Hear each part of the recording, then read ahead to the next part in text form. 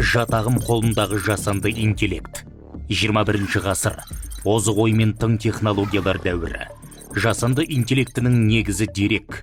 Шексіз ақпаратты қабылдап, сараптап, қорытынды шығара алады. Құдды бір адамның миы сияқты.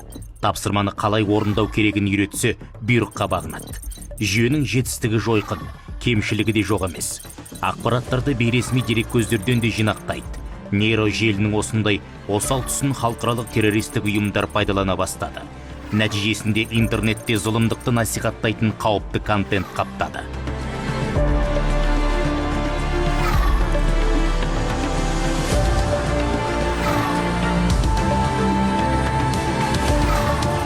Содырлар қолдан кейіпкер жасап, жаңа образ қалыптастыруда. Сол арқылы саптарына жақтастарды арбауда.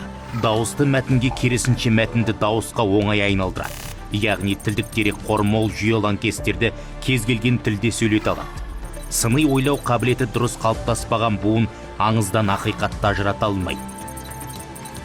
Салдарынан мейірім жоғалып, надандық өршіп барады. Адастырар дүниеге ұмтылу, алдап, арбап мал табу құрдымға құлатады. Ал тарихыңды танып, ұлттық болмысыңмен мақтану өрге шығарады.